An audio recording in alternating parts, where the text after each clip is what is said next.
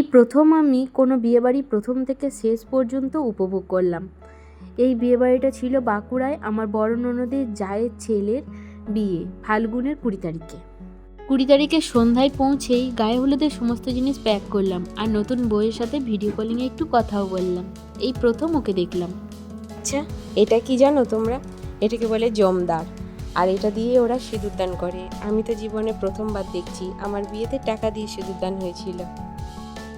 এইদিকে নিয়ম অনুযায়ী বিয়ের 2 দিন আগে গায়ে হলুদ হয়ে যায়, যেটা আমি বর্ধমানে কখনো দেখিনি। আমাদের তো আমি সব দিন দেখে এসেছি বিয়ের দিনকেই গায়ে হলুদ হয়। আর ঠিক এর পরের দিন 21 তারিখে সকালবেলায় নাপিত বউ এসে আলতা পরিয়ে দিয়ে গেল। আমাদের সকলের আলতা পরা দেখে আমার ছেলেও শখ করে আলতা পরলো। আর আমি খুব একটা আলতা পরতে পছন্দ করি না, কারণ আমার আলতা পরলেই পা ফেটে যায়। ভীষণই কম পরি, যখন না নইলেই নয়, পুজোর সময় যেমন করতেই হয়। আর এই দিনেই দুপুরবেলায় বরের আইবুড়ো ভাতটা হলো, অন্যদিকে তেল হলুদ নিয়ে গেছে বরের ভাই আর জামাইবাবু। দেখো এদিকে তুলসী তলাটা এত সুন্দরভাবে এরা সাজায়, আমার ভীষণই ভালো লাগে। একটা কথা জানো, আমি নিজের বিয়েতে মেহেন্দিও পরিনি, আর আমি মেহেন্দি পরাতেও জানি না, পরিও না। কিন্তু এই প্রথম আমি বরের হাতে মেহেন্দি করে দিলাম আর নিজেও পরেছি। পরের দিন 22শে ফাল্গুন বরের পৈতা অনুষ্ঠানটা সম্পূর্ণ হলো। এদিকে বেশিরভাগ ক্ষেত্রেই আমি দেখেছি যে বিয়ের আগের দিন পৈতে নেয়। আসলে যাদের পৈতা ধারণের অধিকার আছে তারা ছোটোবেলায়, যেমন 11 বছর কি 13 বছর বয়সে পৈতা নিতে পারে, অথবা একেবারে বিয়ের সময়। অবশ্য বিয়ের সময়ে নিলে এর অনেকগুলো সুবিধা আছে, যেমন মাথা ন্যাড়া হতে হয় না, আর আরেকটা অন্য কারণ আছে, সেটা হলো অর্থ খরচা কম হয়, অনুষ্ঠানের মাঝেই অনুষ্ঠানটা পেরিয়ে যায়। আলাদা করে অনুষ্ঠান করতে গেলে সেটা আর্থিক চাপ পড়ে, আর আমার মনে হয় এটাই সবথেকে বড় কারণ এদিকে। কিন্তু আমার মনে ভীষণ ইচ্ছা আছে, যদি ভগবান আমার আর্থিক অবস্থা ঠিকঠাক রাখে তবে আমার ছেলের পৈতেটা ছোটোবেলাতে ধুমধাম করেই দেব।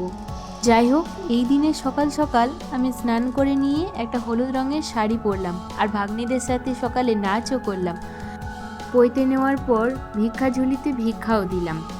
আর এই সমস্ত অভিজ্ঞতা আমার জীবনের প্রথম, তাই ব্যাপারটা ভীষণই এনজয় করছি। এর পরের অনুষ্ঠান খই ভাজা। আমি মামি হই, মায়েদেরকে খই ভাজতে নেই, ভাগ্নিরাই তাই খই ভাজলো 5 জন মিলে। কিন্তু আমি শেষে কিছুটা শখ করেই খইটা ভাজলাম।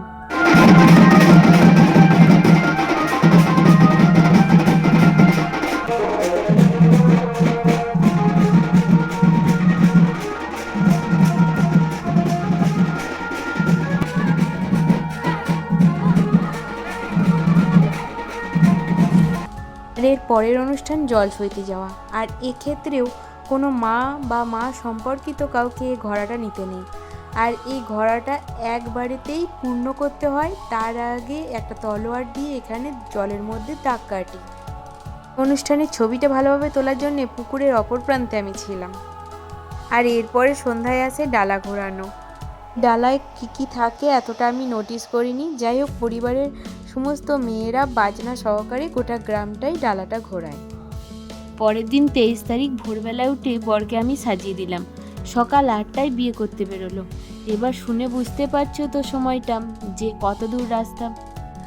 আর সেই কারণেই আমি বরযাত্রী গেলাম না, কারণ এতটা রাস্তার জার্নি আমি করতে পারলেও আমার ছেলেটা করতে পারবে না। ওর কষ্টের কথা ভেবেই আমার আরও যাওয়া হলো না।